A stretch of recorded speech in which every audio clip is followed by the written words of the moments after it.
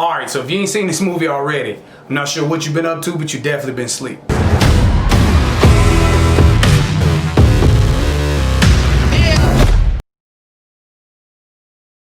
The Old Guard is Netflix's latest action movie, and it's about this covert team of tactical warriors who are immortal, and they've just been discovered by this intelligence agency. So while they're trying to make sure that they avoid capture, they also realize that they have a new member of the team that they have to go rescue. So there are quite a few characters of note in this movie, but the only ones I really want to talk about are Charlize Theron, Nikki Lane, and Chedweddle.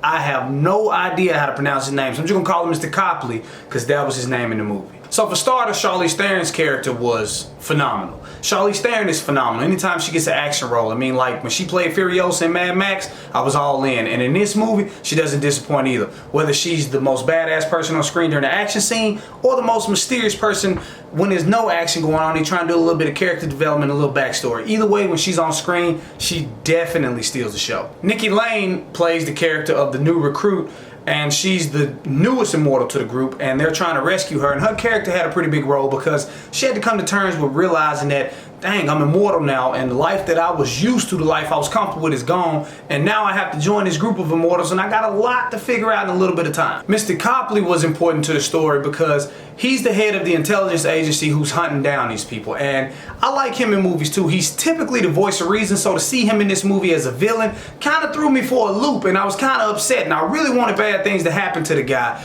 but they kind of tie everything in at the end and let you see that everything isn't so black and white all the time. So now that we got all that out the way, let's talk about the execution of the movie. First thing is the runtime. The movie is over 2 hours long, which I'm starting to see is becoming a norm in the movie industry. And if you execute it the way that they executed The Old Guard, I don't have a problem with it.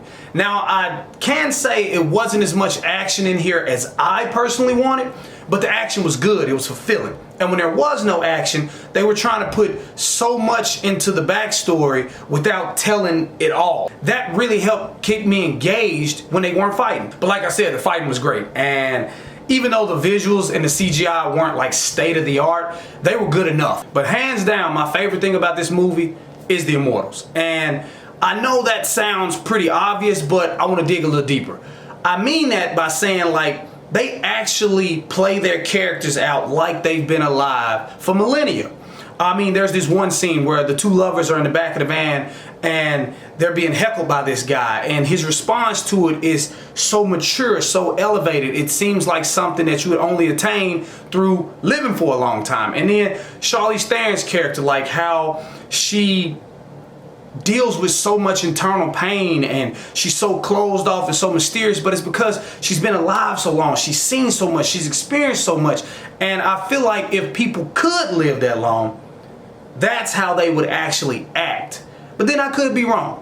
My second favorite thing about the movie is that they actually reload. And I know that sounds very petty, but I'm a detailed person. I can't stand seeing movies where they just dump and just spraying and never reload. In this movie, they take the John Wick approach where they're really stylish and like shoot this guy, turn here, shoot this guy, but they actually reload, and I loved it. So to sum everything up, The Old Guard was a good movie. Good acting, good action, good lore, good mystery, good character development, good execution. So with that being said, I would have to rate this movie movie magic must see. Alright, so that's it for this one, folks. So for the comment combo of the day, I want you to let me know, what would you do if you was an immortal? Me personally, I try to learn every language. I would try to do every martial art, and then I would take my time rotating through every major profession because I feel like I got all the time in the world, why not? But whatever you would do, comment below and let me know. Now, as always, if you liked this video and you thought it rocked, like, comment, and subscribe to see more from me, Mike Proc. Later.